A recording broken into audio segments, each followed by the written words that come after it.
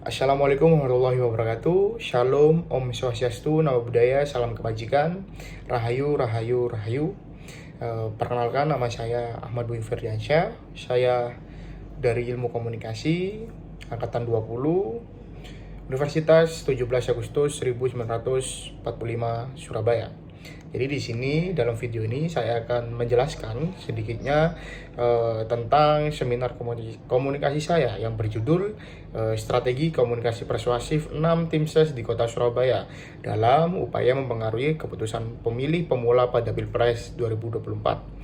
Nah, kita tahu penelitian saya sendiri ini bertujuan untuk menganalisis bagaimana strategi komunikasi persuasif digunakan oleh tim sukses dalam mempengaruhi pemilih pemula di Kota Surabaya, dan juga mengidentifikasi faktor-faktor apa saja yang menjadi penghambat dalam pelaksanaan strategi tersebut. Nah, dalam dewasa ini, penyelenggara negara yang demokrasi berhubungan erat dengan pemilu, alasannya karena merupakan indikator keberhasilan bagi suatu negara dalam melaksanakan demokrasi. Nah, upaya-upaya tersebut untuk mewujudkan negara yang demokratis, maka perlu adanya pemilu, yakni merupakan suatu cara untuk mengangkat eksistensi rakyat sebagai pemegang kedaulatan tertinggi bagi suatu negara.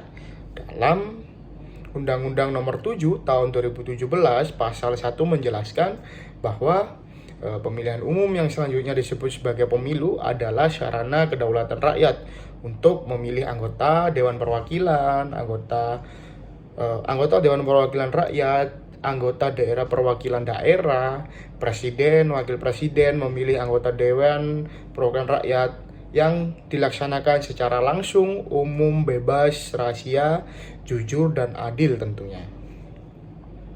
Nah, dalam Negara Kesatuan Republik Indonesia berdasarkan Pancasila dan Undang-Undang Dasar Negara Republik Indonesia tahun 1945, yaitu salah satu fungsi dan peranan pemilihan umum adalah mewujudkan peralihan pemerintah secara tertib dan damai.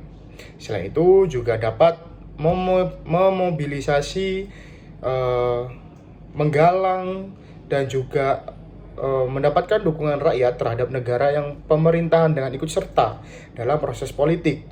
Dalam Undang-Undang Dasar Republik Indonesia 1945 yang menjelaskan bahwa negara kedaulatan rakyat berada di tangan rakyat. Saya ulangi, bahwasanya dalam Undang-Undang Dasar Republik Indonesia tahun 1945 yang menjelaskan bahwa kedaulatan rakyat berada di tangan rakyat, di mana salah satu wujud dari kedaulatan rakyat adalah menyelenggarakan pemilu, memilih presiden dan wakil presiden yang dilaksanakan secara demokratis dan beradab melalui partisipasi masyarakat luas tentunya, menurut asas langsung, umum, bebas, rahasia, jujur, dan adil.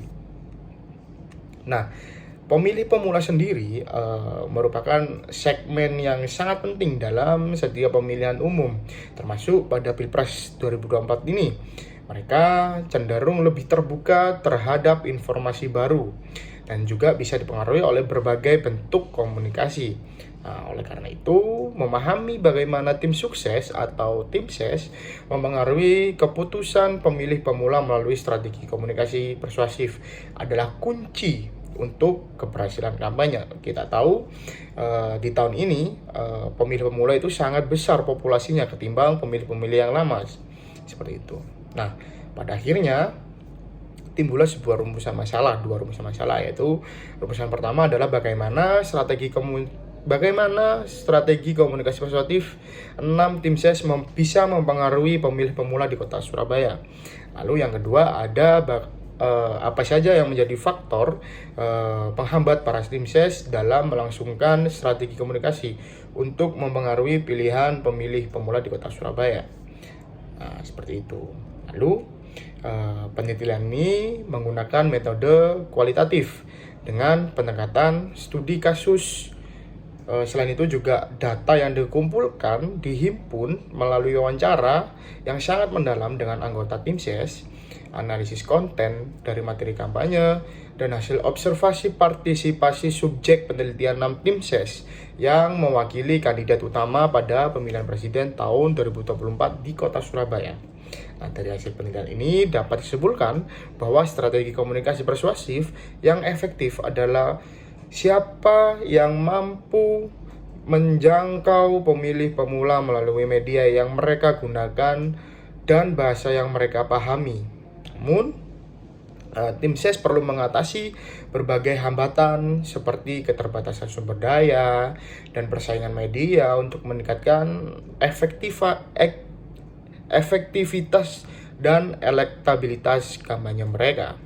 Nah, berdasarkan temuan penelitian, beberapa rekomendasi yang dapat saya berikan, mungkin nantinya ketika saya akan melakukan sebuah analisis yang sangat mendalam, bisa melalui optimalisasi media sosial, sebagaimana branding daripada paslon ini bisa untuk kedepannya bisa dijaga dengan konten-konten yang menarik seperti itu. Dan juga yang kedua ada peningkatan literasi politik, yang dimana mengadakan program-program edukasi politik yang menyenangkan dan interaktif untuk kampanye. Kita tahu jika berbicara tentang politik, dilarangnya money politik, atau yang sering kita sebut adalah serangan fajar, seperti itu.